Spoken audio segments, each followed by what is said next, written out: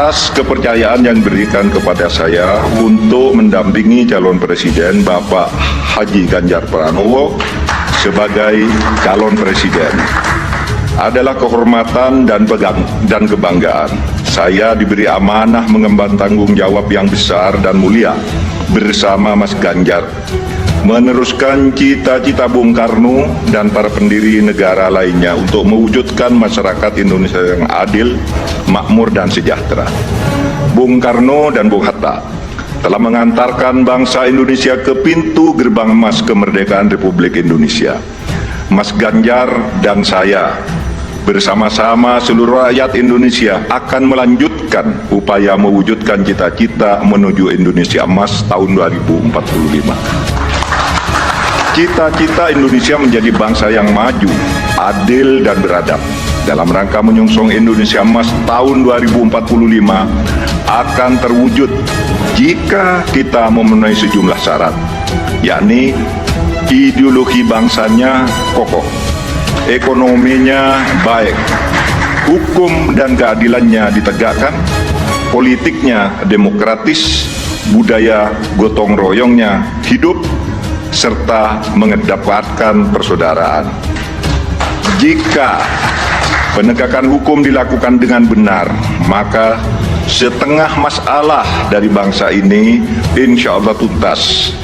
Kalau hukumnya bagus, maka segala aspek kehidupan masyarakat akan bagus juga. Misalnya di bidang sosial, politik, budaya, pertahanan, keamanan, dan ekonominya. Prioritas pemberantasan korupsi, kepastian hukum, dan konsistensi dalam implementasi penegakannya, memberi jaminan bagi investasi dan pembangunan ekonomi, serta memberi perlindungan kepada masyarakat. Dalam pembangunan politik, negara kita menganut demokrasi, di mana kekuasaan berada di tangan rakyat. Dalam implementasinya, demokrasi membutuhkan nomokrasi. Indonesia tanah air beta, pusaka abadi nan jaya. Nomokrasi. Demokrasi adalah kedaulatan rakyat, sedangkan nomokrasi adalah kedaulatan hukum. Demokrasi tanpa nomokrasi akan anarkis, sementara nomokrasi tanpa demokrasi akan sewenang-wenang. Sehingga keduanya harus berjalan seiring dan seimbang. Demokrasi menghargai perbedaan, dan perbedaan itu adalah fitrah, ciptaan Tuhan. Perbedaan di antara manusia, baik ras, suku maupun agama, itu karena diciptakan dan dikehendaki oleh Tuhan sendiri. Walau sya'allah laja'alakum ummatan wahidah, walakin yabluwakum fima atakum fastabiqul khairat. Kalau Allah mau, kamu semua itu hanya satu jenis, tidak berbeda-beda. Tapi justru saya, Tuhan, yang menyebabkan kamu itu berbeda-beda, agar kamu semua berlomba-lomba untuk berbuat kebajikan. Itu firman Tuhan. Indonesia yang beragam membutuhkan toleransi dan akseptasi. Akseptasi maknanya semua anak bangsa bisa bergabung dan bekerja sama dengan tetap dalam keyakinannya masing-masing. Kita semua ketemu dalam prinsip kalimatun sawa, yaitu memperjuangkan sesuatu yang sama di antara perbedaan. Tidak perlu menajamkan perbedaan di antara kita yang memang sejatinya tidak bisa disatukan dalam semua hal. Yang sama atau kalimatun sawa ya pasti disetujui oleh setiap orang, apapun ras dan kelompoknya, adalah keadilan.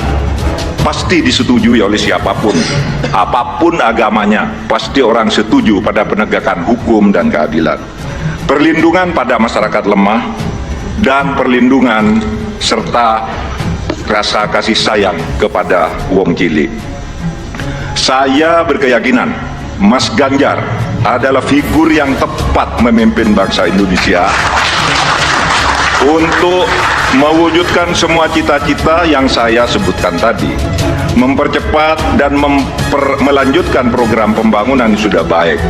Tentu lalu memperbaiki juga yang keliru dan melakukan inovasi-inovasi baru sesuai dengan perkembangan zaman dengan tetap berpegang pada konstitusi. Saya sudah lama mengenal Mas Ganjar. Pada tahun 2004 sampai 2008, kami bersama-sama menjadi anggota DPR RI. Kami berdua kerap berdiskusi, bahkan saling mengunjungi ketika Mas Ganjar Pranowo memimpin Jawa Tengah dan saya menjadi Ketua Mahkamah Konstitusi. Karena itu, saya tahu persis, Mas Ganjar adalah figur pemimpin yang merakyat dan berani memperbaiki yang bengkok-bengkok, berani menerima kritik, berani memperjuangkan nilai-nilai politik yang diyakini benar. Saya tahu juga Mas Ganjar adalah dari keluarga Muslim yang taat, yang selalu berkomitmen menjalankan amanah yang diberikan kepadanya. Amanat dari orang tuanya, amanat dari partainya, dan terutama amanat dari rakyat. Terakhir, Bapak Ibu sekalian, saat ini saya mengemban amanat sebagai Menko Polhukam Republik Indonesia yang tugasnya antara lain memastikan pemilu berjalan lancar dengan aman. Karena tugas saya itu, maka selama ini saya tidak pernah sekalipun menyatakan akan ikut dalam kontestasi pemilu. Saya juga tidak pernah berkampanye, memasang spanduk dan lain-lain. Mahfud mengatakan, saya berkeyakinan Mas Ganjar adalah figur yang tepat memimpin bangsa Indonesia untuk mewujudkan semua cita-cita yang saya sebutkan tadi, mempercepat dan melanjutkan program pembangunan sudah baik, tentu lalu memperbaiki juga yang keliru dan melakukan inovasi-inovasi baru sesuai dengan perkembangan zaman dengan tetap berpegang pada konstitusi. Saya sudah lama mengenal Mas Ganjar pada tahun 2004 sampai 2008. Kami bersama-sama menjadi anggota DPR RI. Kami berdua kerap berdiskusi bahkan saling mengunjungi ketika Mas Ganjar Pranowo memimpin Jawa Tengah. Dan saya menjadi Ketua Mahkamah Konstitusi. Karena itu saya tahu persis Mas Ganjar figur pemimpin yang merakyat dan berani memperbaiki yang bengkok-bengkok, berani menerima kritik, berani memperjuangkan nilai-nilai politik yang diyakini benar, ujar Mahfud MD. Baru kali inilah yang pertama kali saya menyatakan bersedia menjadi calon wakil presiden Republik Indonesia karena amanah yang sudah diberikan oleh Ibu Megawati tadi bersama para pimpinan partai disaksikan oleh kita semua. Bagi yang selama ini menunda untuk menentukan pilihan karena menunggu kepastian dari saya, maka saat ini saya menyatakan saya bersedia untuk ikut kontestasi. Bersama Mas Ganjar, saya akan mendedikasikan diri, semua kemampuan saya, ilmu saya, pengalaman saya, ketegasan dan keteguhan sikap saya, serta keberanian-keberanian yang selama ini saya usahakan untuk selalu ditunjukkan kepada bangsa dan negara Indonesia. Tentu saya juga mengucapkan terima kasih kepada Bapak Presiden Joko Widodo yang telah memberi kesempatan kepada saya selama ini untuk berkhidmat kepada pemerintahan dengan leluasa sehingga bisa ikut membangun bangsa dan negara. Insya Allah dengan ridho Allah Subhanahu wa Ta'ala, langkah kita dalam mewujudkan Indonesia sejahtera lahir batin, adil dan makmur akan mendapatkan jalannya. Qabul.